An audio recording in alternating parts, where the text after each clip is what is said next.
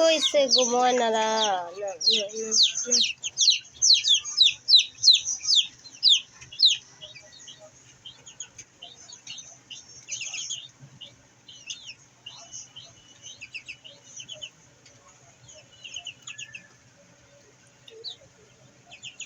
বারান্দায় চীনা হাঁস পালন করতেছি, কার কেমন লাগে কমেন্ট করে জানাবেন প্লিজ।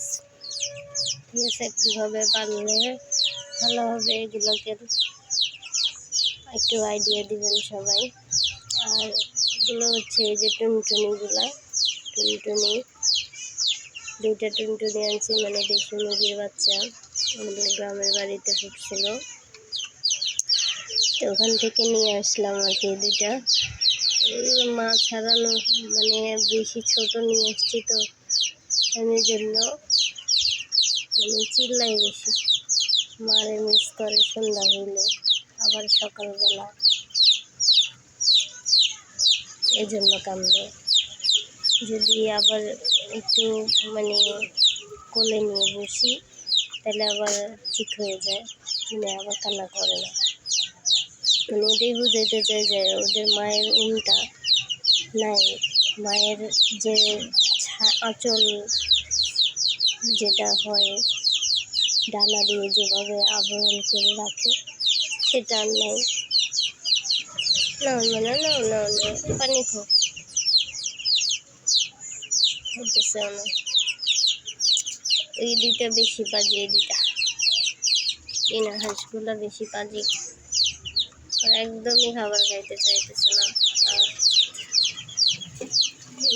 ভাত চাল কিছুই খায় না, এখানে চাল আর ফিট মিক্সা করে দিয়ে রাখছি, একটু একটু খায়। দলে দলে যোগদান করেছে।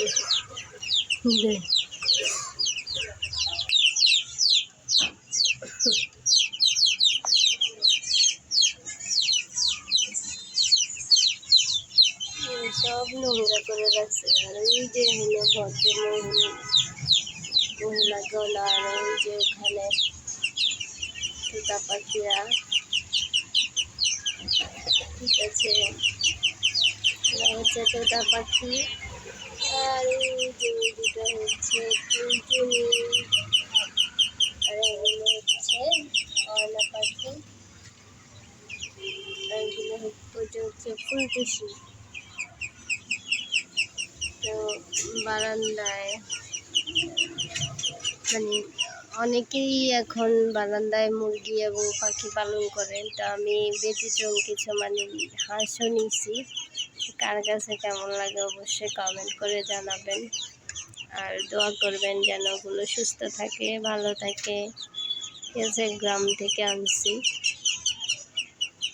তো সবাই যদি ভালো লাগে আমার চ্যানেলটা, এবং ফেসবুক থেকে যারা দেখবেন পেজটা ফলো করে দিবেন, ইউটিউব চ্যানেলটা সাবস্ক্রাইব করে দিবেন, লাইক শেয়ার করে দিবেন। ঠিক আছে, ধন্যবাদ, আসসালামু আলাইকুম। বেশি চিল্লাইতেছে।